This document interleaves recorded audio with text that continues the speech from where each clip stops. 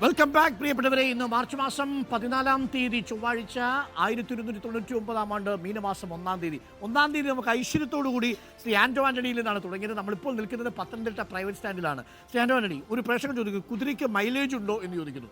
കുതിരയ്ക്ക് mileage നല്ലപോലെ ഉണ്ട്. പത്തനംതിട്ടയിൽ ആന്റോ ആന്റണിക്ക് നല്ല മൈലേജാണ് എന്നാണ് വോട്ടർമാർ പറയുന്നത്, അല്ലേ? കഴിഞ്ഞ 3 തവണയും ആ മൈലേജ് പ്രൂവ് ചെയ്തു. അവര് ഏത് പ്രതിസന്ധിയും ചാടിക്കടക്കാനുള്ള ഒരു ധൈര്യം അവരെനിക്ക് നൽകിയിട്ടുണ്ട്. അതുകൊണ്ട് കുതിരയ്ക്ക് മൈലേജ് ഉണ്ട്. അപ്പോൾ നമുക്കൊന്ന് ചായ കുടിക്കാം. വിത്ത് ആവാം, ചെറിയ മധുരം കേട്ടോ ചേട്ടാ. കടുപ്പമാവാമല്ലോ അല്ലേ? ഏത് കടുപ്പമുള്ള പ്രതിസന്ധിയെ നേരിടും. അപ്പോൾ 2 കടുപ്പത്തില് മധുരം കുറച്ച് ചായ. അപ്പോൾ 2-3 കാര്യങ്ങൾ എനിക്ക് ചോദിക്കാനുണ്ട്. അതിൽ ഏറ്റവും പ്രധാനപ്പെട്ടത് ഈ മണ്ഡലത്തിൽ വന്നപ്പോഴും ഇന്നലെ യഥാർത്ഥത്തിൽ പത്രസമ്മേളനത്തിൽ എന്താ സംഭവിച്ചത്? കാരണം വന്ന ഉടനെ എൻ്റെ അടുത്ത് ചില വോട്ടർമാർ ആ പത്രസമ്മേളനത്തിലെ കാര്യങ്ങൾ പറഞ്ഞു. അതിലെല്ലാ കാര്യങ്ങളും ഒരു MP എന്ന നിലയിൽ ഓർമ്മിച്ചിരിക്കണമെന്നില്ല. കാര്യം ഒരു സെഷനിൽ തന്നെ 100ഓളം ബില്ലുകൾ അവതരിപ്പിക്കപ്പെടുന്ന ഒരു സാഹചര്യമുണ്ട്. പെട്ടെന്ന് ബ്ലാങ്ക് ഔട്ട് ആയതുപോലെ തോന്നി. ഇന്നലെ ഞാൻ ശരിക്കും റബ്ബർ കർഷകർക്ക് വേണ്ടിയാണ് ഇന്നലെ പത്രസമ്മേളനം നടത്തിയത്. പ്രിപ്പയർഡ് ആയിട്ട് പോയതല്ല. അല്ലല്ല, ഞാൻ പത്രസമ്മേളനം നടത്തിയപ്പോൾ പറഞ്ഞു ഈ വിഷയത്തിൽ നിന്ന് ഒന്നിലേക്ക് ഞാൻ ഡൈവേർട്ട് ചെയ്യുന്നില്ല. കാരണം ഇതൊരു വളരെ പ്രധാനപ്പെട്ട വിഷയമാണ്. പത്തനംതിട്ട ജില്ലയെ സംബന്ധിച്ച് കൃഷിഭൂമിയുടെ 80% റബ്ബർ കൃഷിക്കാരാണ്. ഇപ്പോഴത്തെ ഇന്റർനാഷണൽ മാർക്കറ്റിൽ 218 രൂപ വിലയുണ്ട്. അത് അനുസരിച്ച് ഇവിടുത്തെ കൃഷിക്കാർക്ക് ഇപ്പം ലഭിക്കേണ്ട മാർക്കറ്റ് വാല്യൂ 250. ഒരു 300 രൂപ വരെ വില ലഭിക്കാനുള്ള സാഹചര്യമുണ്ട്. അപ്പോൾ കേന്ദ്ര വാണിജ്യ മന്ത്രാലയവും ചില വ്യവസായികളും ചേർന്നുള്ള ഒത്തുകളിയുടെ ഭാഗമായി ഇവിടുത്തെ കൃഷിക്കാർക്ക് ന്യായവില ലഭിക്കാതെ അവരെ ചവിട്ടി താഴ്ത്തി അവരെ കൊള്ളയടിക്കുകയാണ് എന്നുള്ളതാണ് ഞാൻ ആ പത്രസമ്മേളനത്തിൽ പറഞ്ഞ കാര്യം. അത് പറഞ്ഞു. അതിനുശേഷം പല ചോദ്യങ്ങൾ വന്നു കഴിഞ്ഞപ്പോഴാണ് പൗരത്വ ഭേദഗതി നിയമത്തെക്കുറിച്ച് വന്നത്. അപ്പം ഞാൻ പറഞ്ഞു, പൗരത്വ ഭേദഗതി നിയമം നടപ്പാക്കില്ല, വിജ്ഞാപനം ഇറക്കില്ല എന്ന് സുപ്രീം കോടതിയിൽ അഫിഡവിറ്റ് കൊടുത്തു. സുപ്രീം കോടതിയിൽ അഫിഡവിറ്റ് കൊടുത്തിട്ട് തെരഞ്ഞെടുപ്പിന്റെ തലേദിവസം അത് പ്രഖ്യാപിച്ചത് രാഷ്ട്രീയ നേട്ടത്തിന് വേണ്ടിയാണ്. ഇവിടെ ഇന്ത്യ എന്ന് പറയുന്ന ഒരു മതേതര രാജ്യമാണ്. എല്ലാ വിഭാഗം ജനങ്ങളും ഒരുമിച്ച് നിന്ന് പോരാടി നേടിയതാണ് നമ്മുടെ സ്വാതന്ത്ര്യം. സ്വാതന്ത്ര്യാനന്തര ഭാരതം കെട്ടിപ്പടുത്തത് എല്ലാവരും ഒരുമിച്ച് നിന്നാണ്. ഇന്ന് അതിന്റെ ഗുണഫലങ്ങൾ അനുഭവിക്കുന്ന ഒരു കാലഘട്ടത്തിൽ അധികാരത്തിലിരുന്ന് ജനങ്ങളെ തമ്മിലടിപ്പിക്കുകയാണ്.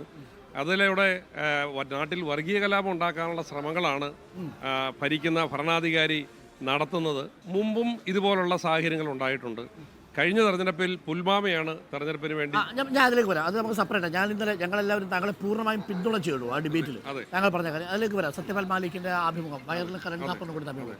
ഇതിലേക്ക് വന്നാലേ ഈ NIA-യുമായി ബന്ധപ്പെട്ട് യഥാർത്ഥത്തിൽ എന്താണ് സംഭവിച്ചത്? ഞാൻ മനസ്സിലാക്കിയത് അവിടെ കോൺഗ്രസിലെ ആളുകൾ ഭേദഗതി അവതരിപ്പിച്ചത് വോട്ടിലിടുന്ന സമയത്ത് ചിദംബരം കൊണ്ടുവന്നതായതുകൊണ്ട് അങ്ങനെ ഒരു രാഷ്ട്രീയ പ്രശ്നം. രാജ്യസഭയിലാണ്. ലോക്സഭയിൽ ഈ ബില്ല് വന്നു.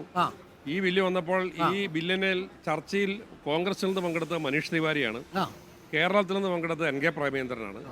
അവര് ഈ ബില്ലിന്റെ ന്യൂനതകൾ മുഴുവൻ പാർലമെന്റിൽ തുറന്നു കാണിച്ചു.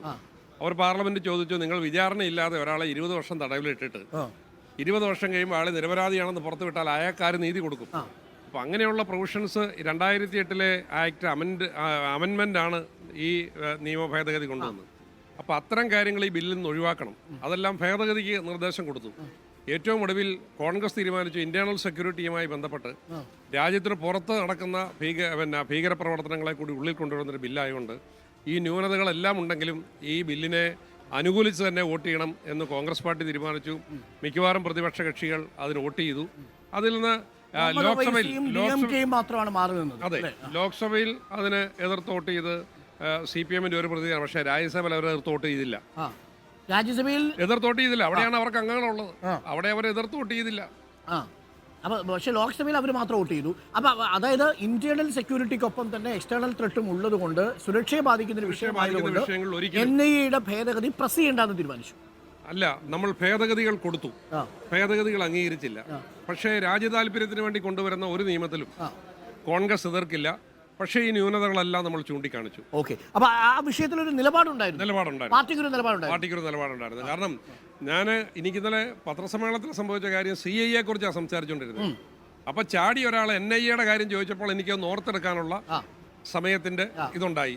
അപ്പൊ എനിക്ക് മാത്രമല്ല, ഞാനത് കഴിഞ്ഞ് പല നമ്മുടെ സഹപ്രവർത്തകരായ ആളുകളോടും ഒറ്റവാക്കിൽ ഈ കാര്യം ചോദിച്ചപ്പോൾ അവർ പറഞ്ഞു ഞങ്ങൾ നോക്കട്ടെ. എന്താണ് പറയുന്നത്? അല്ല, കാരണം പാർലമെന്റിൽ ബില്ലുകൾ ചൂടപ്പം പോലെ പാസ്സാക്കുകയില്ല. ഞങ്ങൾ മണിപ്പൂർ വിഷയത്തിൽ മണിപ്പൂരിൽ നൂറുകണക്കിന് സ്ത്രീകൾ ബലാത്കാരം ചെയ്യപ്പെട്ടു, നിരവധി ആളുകൾ കൊല ചെയ്യപ്പെട്ടു, പോലീസിൻ്റെ ബാരക്കിൽ നിന്ന് മോഷ്ടിച്ച തോക്കും അത് ഉപയോഗിച്ചാണ് ഈ കൊലപാതകം മുഴുവൻ നടത്തുക. അതേക്കുറിച്ച് പ്രധാനമന്ത്രി പാർലമെന്റിൽ സംസാരിക്കണമെന്ന് ആവശ്യപ്പെട്ട് സമരം ചെയ്യുന്നതിനിടയിൽ 15-18 മിനിറ്റ് ഇടവിട്ട് 16 നിയമം പാസ്സാക്കി. ഈ 16 നിയമം ഏതാണെന്ന് ചോദിച്ചാൽ പോലും നമുക്ക് പറയാൻ പറ്റും. പക്ഷേ NIA-യുടെ കാര്യത്തിലാവുമ്പോൾ അത് ചർച്ച ചെയ്യപ്പെട്ട വിവാദമാണ്.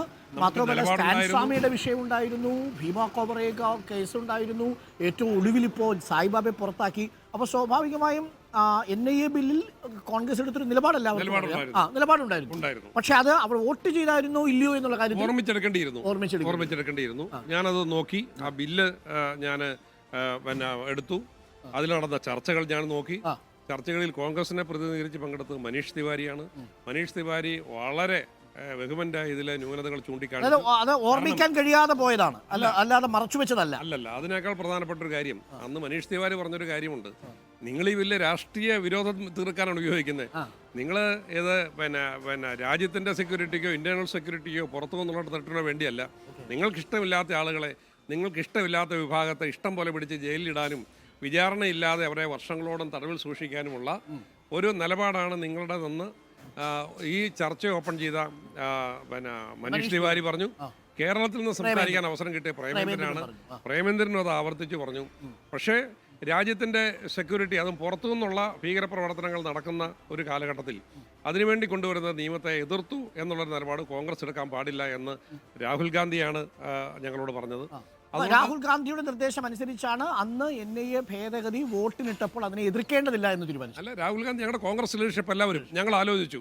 അപ്പോൾ ഈ വ്യക്തിപരമായ തീരുമാനമൊന്നുമല്ല, അല്ലല്ല, പാർട്ടിയുടെ തീരുമാനം തന്നെ.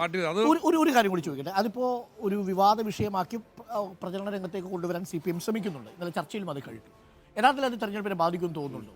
ഇതൊരു വീഴ്ചയായിട്ട് താങ്കൾ കണക്കാക്കുന്നുണ്ടോ? അല്ല, വീഴ്ചയല്ലല്ലോ.